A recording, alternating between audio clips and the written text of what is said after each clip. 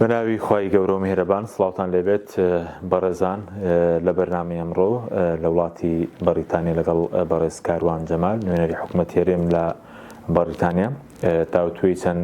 پرسێکی گرنگ دەکەین تایبەت بە ئیش و کارەکانی نوێنەراتی حکوومەتی هەرێمی کوردستان هەروە پرسی پەنابەران و پرسی ڕەوەندی کوردی لێرە و سەردانی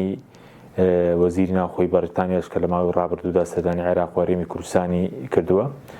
ئەم پرسانە قسەی لەسەر دەکەین کاکاروان سوپاسیان بەدەبوون دەکەین. زۆر سوپاس بەخێراتن. سەرتاگەر بەرلەوەی کە بچینە سەر مەسەلەی پەنابەران و ڕەوەندی کوردی لەوە دەست پێ بکەینێ وەکو نوێنەرایەتەکانی حکوومەتی هەرێم لە دارەوە ئیش و کارتان چییە چی بۆ خەڵک دەکەن؟ بەڵێ زۆر سوپاس بەخێر بێن. نوێنەرایەتی حکوومەتی هەرێمی کوردستان لێرە لە چوارچێوەی پەیوەندیەکانیان لەگەڵ ڕەوەندی کوردستانیە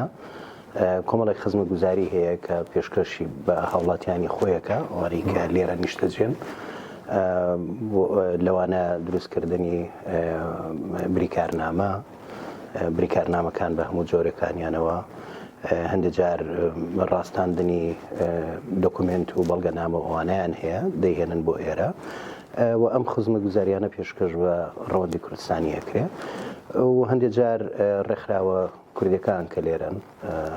لەگەڵ ئەوانیشان نوێنەرایەتی حکوومەتی هەرێمی کوردستان پەیوەندیەکی باشی هەیە بۆ برەودانی زیاتر بە پەیوەندیەکان لەگەڵ ڕێکخراوەکانە لە چوارچێوەی چالاکی کەلتوری و ڕۆشنبیری و ئەوانە هەمیشە گفتوگۆ و نزیکیمان هەیە لەگەڵیان. بەڵێ زیاتر ئیشوکاری بڵین فەرەنگی و کۆمەڵایەتی یاخود ئیشوکاری سیاسیی دەکەن ئێوە وەکو نوێنەرایەتەکانی حکوومەتی هەرێم وایەدان پێدانراون بۆ وڵاتێکی وەکو بەریتانیا؟ بەڵێ بەدڵنیاییەوە جەنابەت پرسیارەکەدەوە بوو کە ئێمە لەگەڵ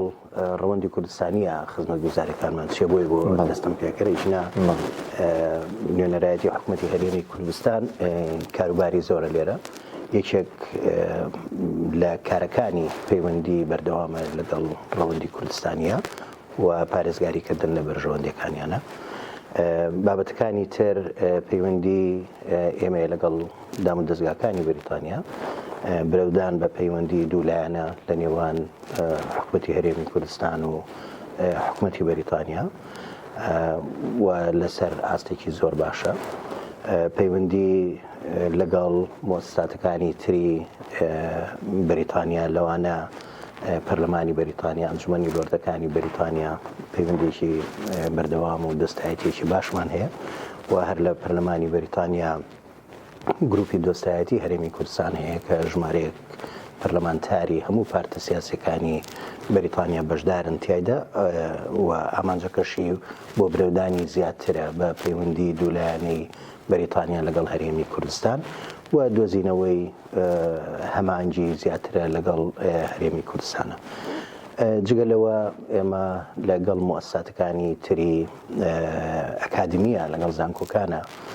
پەیوەندیەکی دۆستانە و باشمان هەیە کە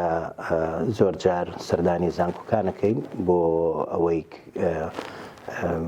ئاستی ڕۆشنبیری و بە ئاگاییان لە هەرێمی کوردستان و دۆخی مەنتیقەکە و عێراق و ئەوانە لیان ئاگداریان بکەین چکە زیاتر سەردانی ئەو کۆلێجانەکەین کە پەیوەندی بە پەیوەندی نێودەوڵەتی و دیپلۆماسیەوە هەیە زۆر جار بانگێشمانەکەن بۆ ئەوەی کە قسەیان بۆ بکەین. هەروەها پەیوەندیکی باشمان لە بینی زانکۆکانی ئێرە و زانکۆکانی کوردستانە دروست کردووە بۆ پرۆژەی هاوبەش و توێژینەوەی هاوبەش ئەمەش لە چوارچێوەی با بڵین پەیوەندی ئەکادمیە واتە کارەکانی نوێنەرایەتی حکوومەتی هەرێمی کوردستان هەم کاری سیاسیە کاری دیپلۆماسیە کاری فەرهەنگی و کەلتوریە و کاری ئابووریە بەشێکی تری ئیشەکانمان برەودانی زیاترە بە پەیوەندی ئابووری هەرێمی کوردستان و بەریتانیا لە چوارچێوەی دیدارمان لەگەڵ مؤسساتە تایبەتەکان بە ئابووری و بازرگانی کە ئەوانیش ژمارەیەکی زۆر لە کۆمپانیەکانی بریتانیا تیانە ئەندامن ئێمە ئاگداریانەکەین لە یاسا و ڕێساکانی تایبەت بە کاری کۆمپانیایی بیانی لە هەرێمی کوردستان و ژینگەی کارکردن لە هەرێمی کوردستان و ئەو یاسا و ڕێسایانەی کە لە هەرێمی کوردستانە هەیە تایبەت بە وەبەرهێنانی بیانی لە هەرێمە ئەمانەیان بۆ ڕوونەکەینەوە و هانیانە دەین کە لە هەرێمی کوردستانە کار بکەن. بەڵێ مەزوو کولۆبیکردن بۆ ئەو پرسانێک کە پەیوەندی بۆ نمونە بە ئەنفالەوەیە کیمیا بارانەوەیە بە کۆڕەوە بڵێن ئەوەی کە لە ڕابردوو ڕوویداوە یاخو لە سەراستی پەرلەمانی بەریتانیا پرسانە وەکو جینوسایت ناسێنراون ئیشان بۆ کردووە لەو ڕۆوە بەدڵنیاییەوە ئێمە لە مێژە و بە بەردەوامی کار لەسەر مەسەلەی جێنۆسایدی گەلی کوردستانەکەین پرۆسەی ئەنفالی بەدناو کە دەرهەق بە گەلەکەمان کراوە و بە بەردەوامی ئێمە ئەمە لە دیدارەکانمانە باسەکەین مەسەلەی بە جێنۆساید ناساندن بەڵێ لە پەرلەمانی بەریتانیا جێنۆسایدی گەلی کوردستان پەرلەمانی بەریتانیا دانی پێداناوە ناساندوێتی باشە وەکو حکوومەتە بەڵام حکوومەتی بەریتانیا نەک تەنها بۆ جێنۆسایدی گەلی کوردستان بۆ هیچ جێنۆسایدێکی تر حکوومەتی بەریتانیا دانی پیانەناوە جگە لە هۆلۆکۆست هیچ ڕووداوێکی باشکەوتی چی ئەگەر پەرلەمان ینی یاخود ئەو کاتە لێکەوتی زیاتر کە حکوومەتیش دانی پێدا بنێت چۆنە پرسە بەدڵنیاییەوە پەرلەمان چونکە پەرلەمان ینی نابێ بە ئیلتزاماتی وڵات پەرلەمان کە دانی پیاناوە و بە زۆرینەی دەنگیش ئەو 279 پەرلەمانتار ئامادە بوون کە مناقەشەی جێنۆسایدی گەلی کوردستان کراوە لە ساڵی 2013 دان بۆیانراوە کە بەڵێ گەلی کوردستان جێنۆسایدی بەرامبەر کراوە لەلایەن ڕژێمی عێراقەوە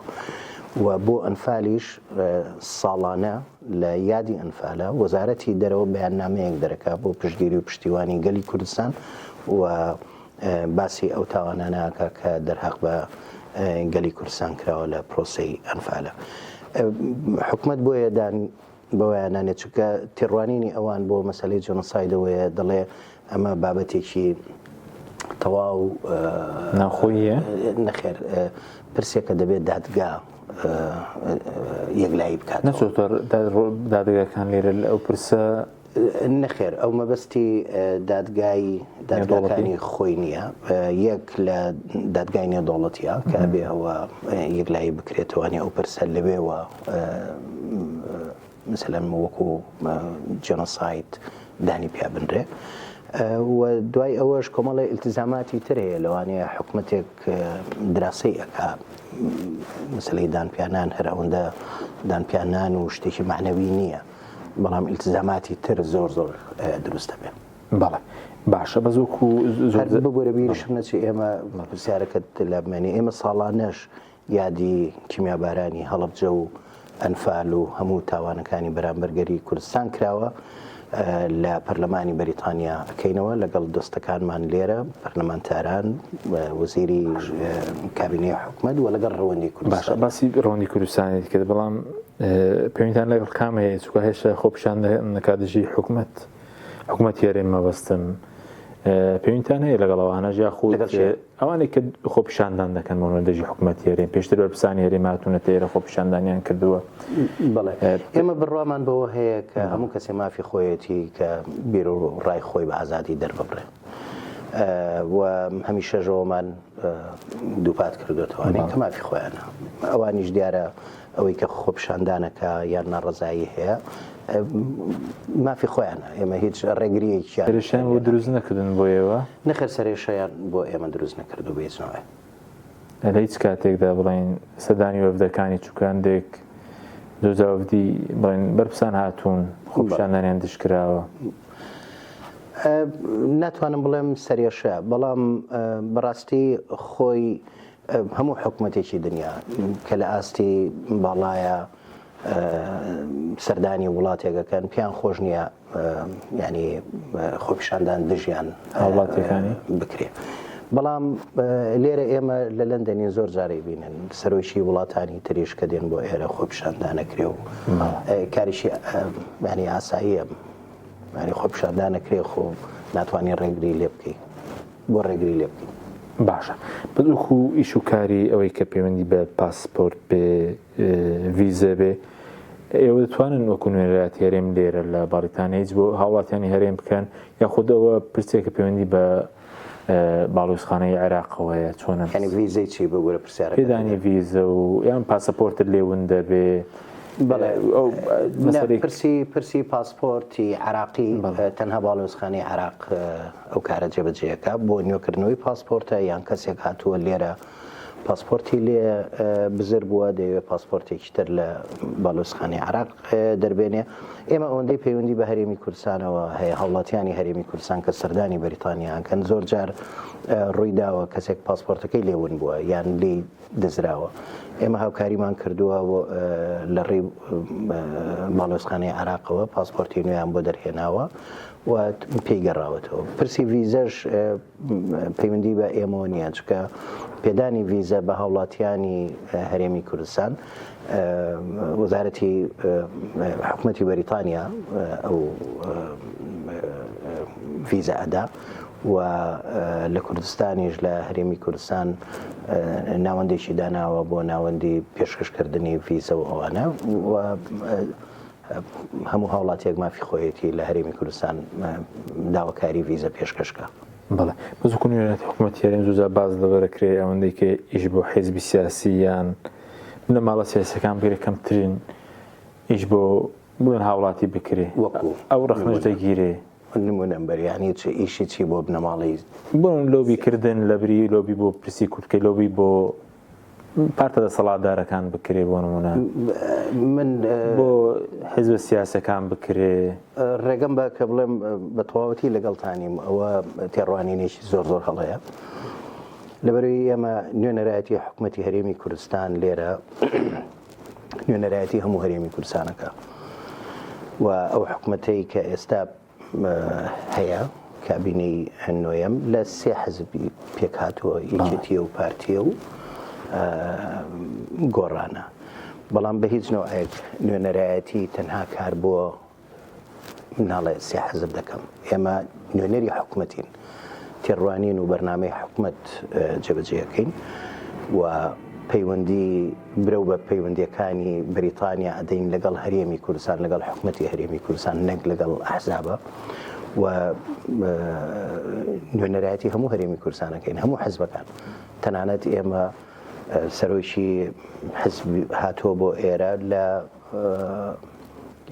ئۆپۆزیسیۆن بووە ئۆپۆزیسیۆنی کوردستان هاتووە سەردانی کردوین لێرە و تەنانەت داواشی کردووە کە لیقائی بۆ ڕێک بخەین لەگەڵ وەزارەتی دەرەوە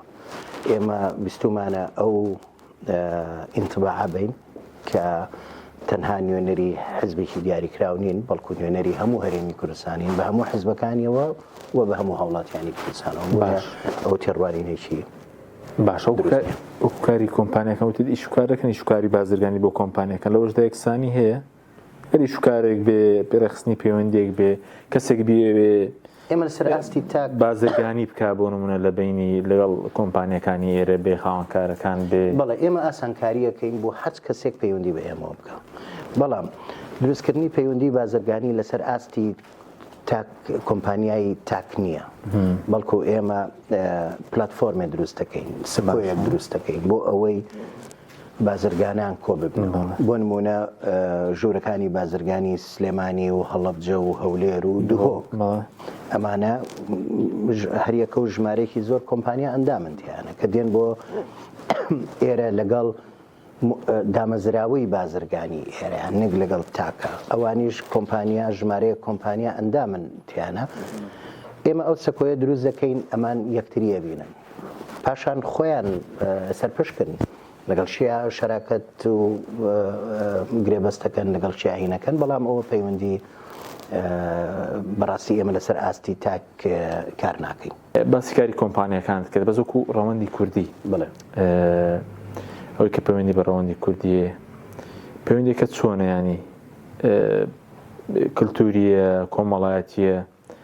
ئێمە ڕەوەندێکی ڕێکخراومان هەیە وەکو وڵاتانی تر یاخود بچیتە چوارچەوەی ئەو ڕەوەندە وەکو لۆبیکردنیش چکە لە کوردستان دابەشبوونی حیزبەکان زۆر ئەمە ڕنگدانەوەی هەبووە لێرەش بەدڵنیاییەوە ڕنگدانەوەی هەبووە لەسەر ڕەوەندی کوردستانیش بەڵام ئێمە هەروەکو بەم باس کردی هەوڵمان داوە لەگەڵ ڕەوەندی کوردستانی بە یەک مەسافە نزیک بین لێیانەوە و هەوڵمان داوە ڕەوەندی کوردستانی لە ڕێگەی ڕێکخراوە کەلتوری و ڕۆشنبیری و ڕێکخراوە جیاجیەکان ژمارەیەک ڕێکخراوی جیای ڕەوەندی کوردستانی هەیەە هەمیشە چالاکی هاوبەشمان هەبێ کاری هاوبەشمان هەبێ پێکەوە و هەرمان داون بۆ ئەوەی کە چالاکی کەلتوری و ڕۆشنبیریان هەبێ و بە بەردەوامی ئێمە هاوکاریانەکەین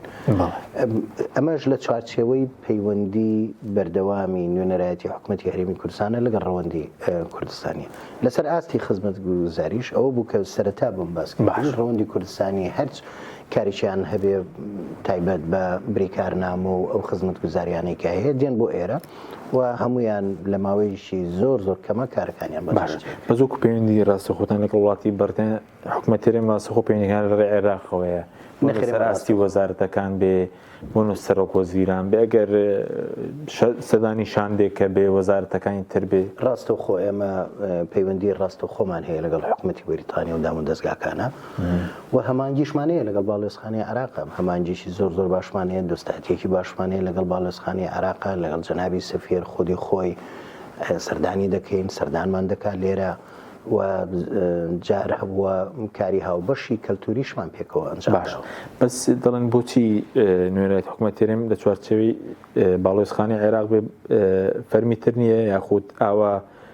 دەتوانێت باشی شەکان ڕاپەڕێن لە دەرەوەی باڵێزخانەی عێراق بێ ئێمەش داوای ئەوەمان کردووە چونکە لە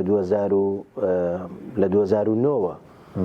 ئێمە داوای ئەومان کردووە کە بڕگەی تایبەت بە کاری مەکاتیبەکانی نووسینگە هەرێم لە ناو باڵێزخانەکانی عێراق بکرێتەوە خۆی مادەی دەستوری کە دەڵێ مادەی 121 بەرگە چواری کە مافی داوە بە هەرێمی کوردستان کە مەکاتیبی هەبێ لە دەرەوە لە مادەی 42 یان 43 یاسای وەزارەتی خارجیە دەڵێ دەبێ نیظامێک پەیڕەوێک دابرێ ئەنجومەنی وەزیرانی عێراق بۆ ئەوەی پەیوەندی باڵێزخانەکان و نوێنەرایەتەکان ڕێک بخە ئێمە ژەمانەوێت لە چوارچێوەی نێردەی دیبلۆماسی دایمی کۆماری فیدراڵی عێراق لەو چوارچێوەیە بین بەزەگەر لە داواتان کردووە باشتر توانی شەکانتان بکەن گرفتان بۆ دروست نابێ و کاتە چێ دەڵێن ئەو کاتە ڕەنگە بڵین تەنیا بۆ کاروباری بڵین ڕۆشنبیری و کۆمەڵایەتی بێ نەچێتە بوارە سیاسیەکەی ئەخنە چونکە لە بڕگەی لە مادەی 121 دەڵێ کەلتوری و ڕۆشنبیری و پەرەپێدان هەموو بوارێکی ئابووری و ئەواگرێتەوە کە بواری ئابووری و پەرەپێدانی ئابووری ئەو پەیوەندیە کە دروست دەبێ بەدڵنیاییەوە ئەمە پشتیوانی سیاسی شێوێ ینی ئابووری و سیاسی دوو بابەتن کە پێکەوە گرێ دراون لەگەڵ باڵێزخانەی عێراقیش کەلێرەکیشتان بۆ دروست نەبووە بڵێن ئێوە ناوێت پەیوەندی ڕاستە خۆتان هەبێ ئەو هەوڵانە هەبووە چکە بڕیارەکەی دادگای فیدراڵی شەبوو کە پێشتر لە موچەدای باسی هاتۆتە باسی دەڵێ لە سیاسەتی دەرەوە لە سەڵا لە تایبەتمەندیەکانی حکوومەتی فیدراڵە ئەنی چاوڵێک نەبووە بۆ نمونە کێشتان بۆ دروست بێ بڵێن هەوڵێکە بوو بێ ئێوە بڵێن ئیلا دەبێت لە چوارچێوەی نوێر باڵێزخانەکانە شکارکەن ناخۆێمە سیاسەتی دەرەوەی عێراقدار ناڕێژین یان بە شێوازێکی تر بڵێم سیاسەتێکی دەرەوەمان نییە جیاواز لەوەی سیاسەتی دەرەوەی عێراق ئێمەش سیاسەتی دەرەوەی عێراق جێبەجێکەین سیاسەتی دەرەوەی عێراق ئێستا پەیوەندیشی باشە لەگەڵ بەریتانیا لە چوارچێوەی ئەو پەیوەندیانە ئێمامانەوەیە پەیوەندی ئابوووریەکان کەلتوریەکان پەرەپێدان ئەمانە زیاتر بکەین ئەمەش بۆ بژانەوەی هەرێمی کوردستانە کە هەرێمی کوردستانیش بەشێکە لە عێراق مەفروضە عێراق پێی خۆش بێت کە هەرێمی کوردستان گەشە ئەکا پێشەکەوێ بازرگانی وەبەرهێنانی بیانی لە وڵاتەکەیە بێ لە بەشێکی عێراقایە لە هەرێمێکی ناو عێراقا خۆ بۆ وڵاتێکی بێگانە نەکراوە یعنی ئێمە پەیوەندیەکانمان لەگەڵ وڵاتێکا دروست نەکردووە کە عێراق پەیوەندی لەگەڵ وڵاتیانە بێ یان دژی ئەو جۆرە پەیوەندی بێت شەوانەوە ئێمەش هاوکاری باڵوێزخانەی عێراقین هاوکاری هەنگاوەکان و ئەو جۆدانەی کە باڵوێزخانەی عێراقیکەن ئێمەش بە هەمان شێوە پاڵپشت و هاوکاریانین بۆ برەودانی پەیوەندیەکان باشە حکوومەتی بەریتانیا بن لە هەرێمیش پەیوەندی هەیە ئیش بۆ ڕێخستنەوە هێزی پێشمەرگە بکە لە بوارەکانی تر هیچ نیگەرانەیەک بێوە دەگا لەبارەی ئازادی ڕۆژنامەگەری بێ ینی بڕونە بە فەرمی بڵێن لە کوردستان چی دۆخێندێک لە ڕۆژنامە نووسان خراپە تیرۆرکردن هەبووە یا سەرکوردکردنی خۆپیشاندان شتی هەیە بڵێن یاخۆ لەسەر مەسەلەی سستی خستنەوە هێزی پێشمەرگە یاخودەوە ئاراسی حکوومەت دەکرێت یاخۆ نوێنەرایەتەکەی ئێوە گەر شتێکە بێت نایمە ڕاستە خۆ لەگەڵ هەروەکوتم لەگەڵ دامە دەستگاکانی ئێرە پەیوەندیمان هەیە بەڵێ ئێمە سوپاسگوزارین بۆ بەریتانیای شێک لە هەمانجی و پەیوەندیەکانی کە هەمانە لە بواری دوای شەڕی داعش هەستیان بەوە کرد کە بەڵێ هێزی پێشمەرگە هێزێکی کاریگەرە و پێویستی بەوەیە کە زیاتر مۆدێرن بکرێ و ببێ بە هێزێکی پێشکەوتووی کاریگەر لە ناوچەکەدا لەو چوارچێوەیە دەست پێشخەریان کرد بۆ ئەوەی کە هێزی پێشمەرگای یەک پێ بگرنەوە ئەوەی کە هەبوو و دوو هێزی جیاواز نەبێ و وەزارەتی پێشمەرگە پاشان لەگەڵ ئەمریکا و ئەڵمانیا و ئیتاڵیاش فەرەنسا ئەو بەرنامەیە جێبەجێەکەن هەنگاوی باشی بڕیوە هەنگاوی زۆر باشی بڕیوە چەند لیوایەکی هاوبەش نیگەرانی بێوە نەگەیشتووە یاخودەگە نیگەرانێکە بێت ڕاستە خۆی ئاراستەی پرۆسەکە ئەگەر خاو بێ ئێمەش نیگەرانین یعنی حکوومەتی هەرێمی کوردستان خۆشی نیگەرانە ئەگەر پرۆسەکە بە خاوی و بڕوا لەبەرەوەی هەندێک ئاستەنجی هەیە هەندێک ئاستەنجی هونەری هەیە یعنی چکە هێزی پێشمەرگە یەخستنەوە هەرێمی سیاسیشی هەیە وایە من ئەوان نازانم ئاستەنجی سیاسی ئەگەر هەبێ لە کوردستان بەڵام ئەبینم نیەت هەیە لە هەردوو ئەو لایەنەی کە هێزی سیاسیان هەیە لەوانەیە لایەنی تریش هێزی سەربازیان هەیە بەڵام نیەتەکە ئەبینین نیەتەکە هەیە و خواستەکەش هەیە بەڵام هەندێک وەکوتم ئاستەنجی هونەری هەیە لەگەڵ هاوپەیمانانە خەریکی ئەوە بەسکە کارۆن لەسەر ئازادی ڕادەربڕین تیرۆرکردنی ڕۆژنامە هێزی نیگەرانێکتان پێ نەگەیشتووە نیگەرانی نەخێر وەکو هین بەڵام بەدڵنیاییەوە بەریتانیا قسەی خۆی هەیە لەسەر ئازادی ڕادەربڕین و ئازادی ڕۆژنامەوانی بەریتانیا نەک تەنها لە هەرێمی کوردستانە لە هەموو دنیاە تێبینی هەیە بەڵێ لە هەندێک تێبینیشی هەیە لەسەر ئازادی ڕۆژنامەوانی لە هەرێمی کوردستان و لەگەڵ ئێمە پێکەوە کارەکەین بەشێکی هەمانجەکانیشمانەوەیە کە کۆمەڵێک پرس و بابەت بەیەکەوە چارەسەریان بکەین لەوانە مەسەلەی سەروەری یاسا و ئەوانە ئێمە قازەکانی هەرێمی کوردستان لێرە لەگەڵ ئەنجومەنی دادوەری ئێرە هەردوو لە هەمانجییان هەیە بۆ تدریب پێکردنی زیاتر و تأهیلکردنی زیاتری هەم لایەنە پەیوەندیدارەکان لە هەرێمی کوردستانە و ئەنجومەنی خزمەت باش بە کۆتە تەوەرمان کاتمان کەمەوە لەسەر مەسەلەی پەنابەران بێ سەدانی وەزیری ناوخۆی باڕیتانیا هەبوو بۆ هەرێم ئەوەندەی ئاگادار بن بۆچی ڕۆژتووە چ ڕێکەوتنێک کراوە لەبارەی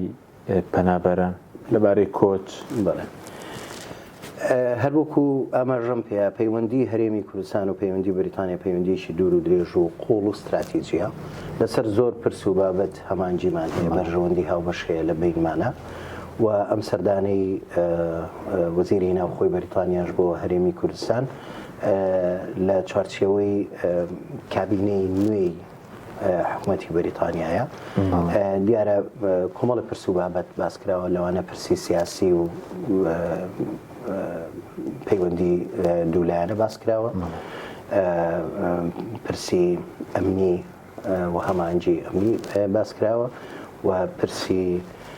هەمانجی زیاتر و بەریتانیەکان بە ئاشکرا کە لەوێ بوون وەزیری ناوخۆ داوای کردووە کە هەمانجی زیاترمان هەبێ بۆ ڕێگریکردن لە تاوانی ڕێکخراوە و ڕێگریکردن لە باند و تۆڕی قاچاقچی بەڕاستیە چونکە بۆ بە دیاردەیەکی زۆر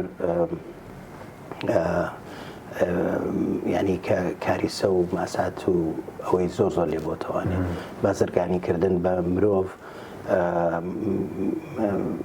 ئەو کارەساتانی لێ دروست بوو کە هەموو بیستومانەکە هەموو ناخەژیان بوون لەو ڕێگە مەترسی لارەیکە قاچاقچی ئەو خەڵکانی ئەبەن بۆیە بەریتانیا لەگەڵ هەرێمی کوردستانە ڕێگری لەوە بکە کۆچی نایاسایی نەهێڵێ لەو چوارچێوەیە داوای هەمانجی و هاوکاریان کردووە لەگەڵ هەرێمی کوردستان و لەگەڵ عێراقیش حکوومەتی فدراڵ. بەس ئەوە دروستە دەڵێن ئەوە لە بەرامبەر بڕێک پارەیە بۆ 300,000 پاوەند بدەن بە عێراق 200,000 بدەن بە هەرێم ینی لە بەرامبەر پارە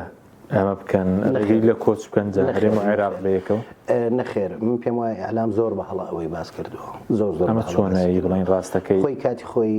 بەریتانیا 500,000 پاوەنی تەرخان کردبوو کە لە فەڕەنسا بۆ تەدریبکردن خولی ڕاهێنانی ئەوەی کە پێڵێن هێزی سەر سنوورەکان پاشان بەرنامەکەیان گۆڕی کە لە عێراقا بە هەرێمی کوردستان و بە حکوومەتی فیدراڵیشەوە کە ئەو بڕەپارەیە سرفکەن لە خولی ڕاهێنانە نەک پارە بدەن بە حکوومەتی عێراقیان حکوومەتی هەرێمی کوردستان 300,000 یان 200,000ەوەی کە باس کراوە 300یان داوە بە عێراق و بەهین نەخرمەوانە 300,000 نادەن بەین بەڵام خولی ڕاهێنان بە ئەفسەرەکان و بە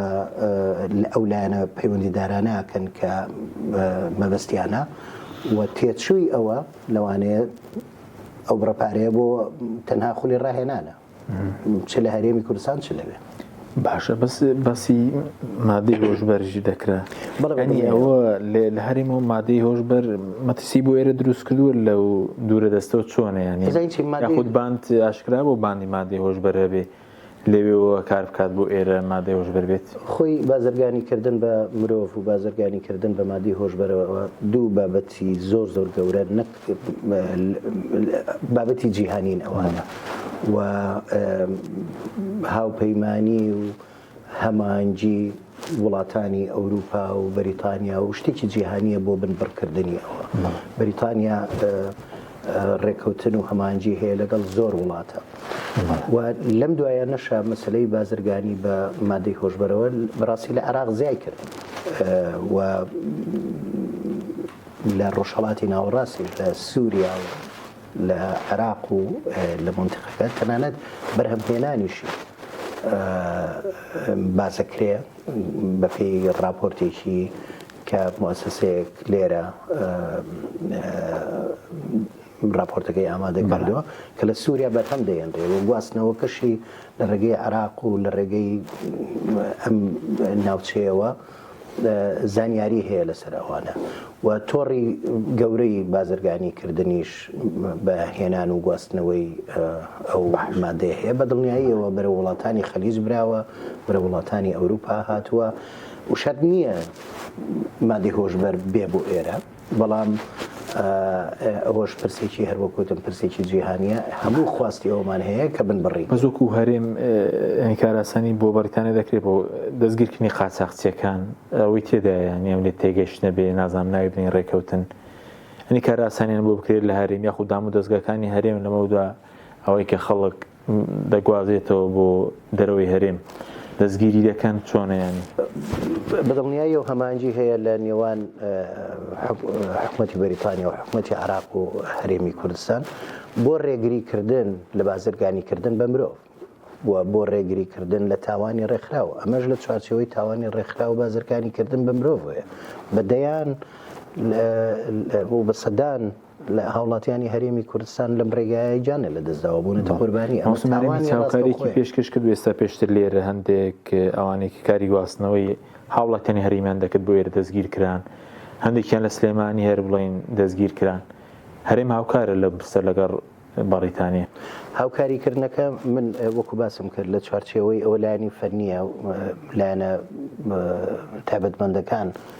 کار لەسەرەوەکەن گۆڕینەوەی زانیاریە و بنبڕکردن و نەهێشتنی داوانە ئەمەش من پرسیارەکەت بە ڕاستی نازانم بیزەبێت ئەتەوێت پرسیارەکەت چی بێ پرسیارەکەم هەرێم هاوکاری بەریتانیا دەکات لە دەستگیرکردنی قاچاقچیەکان و هاوکاری کردوی کە هەمانجیمان هەیە هەمانجیمان هەیە چونکە هەندێک تاوانبار هەیە داواکراوە ئەنێکە داواکراوەیەک بێ بۆ نمونە پێشتر هەش بوو لە سلێمانی دەستگیر کرا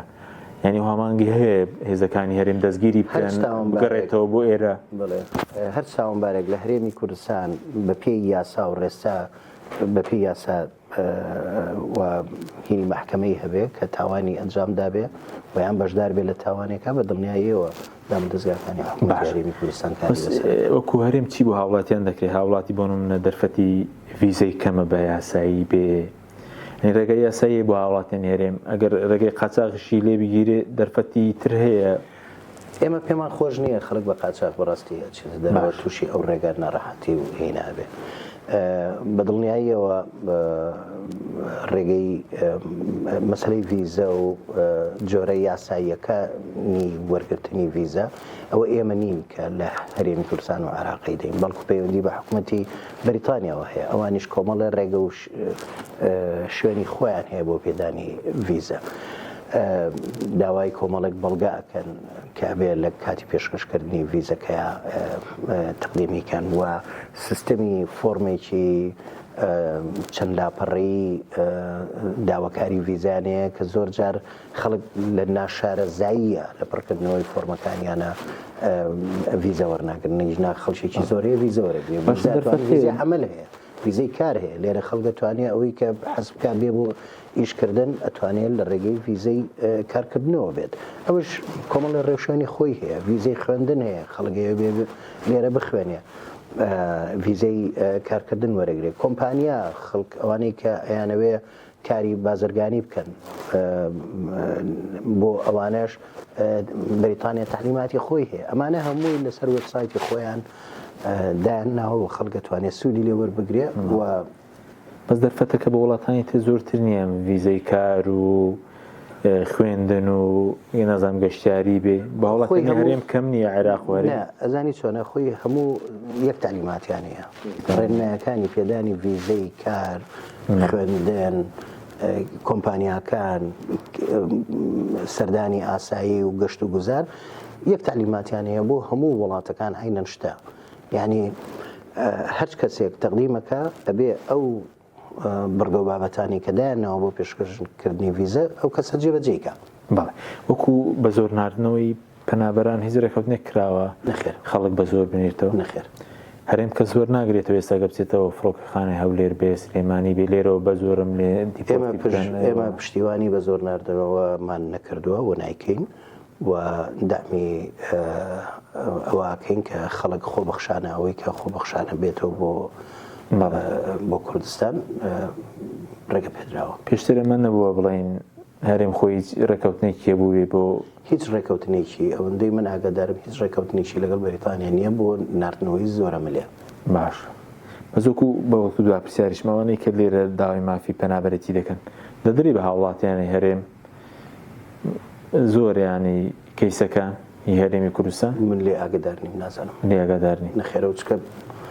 پەیوەندی بە حکوومەتی بەریتانیا وەزارەتی ناوخۆی بەریتانیاەوە هەیە کە داوای لجووەکەن لێرە من نازانیم بەڵێ سوپاس دەکەین کە کاروان زۆر بەخێرەوی هەرێم لە بەریتانیا سوپاس دەکەین بەخێراتن سەر سپاسیان بەدەکەین سوپاس بە بینەرانی بەڕێز سوپاس باوکاران تا بەنامێکی دیکە خواتان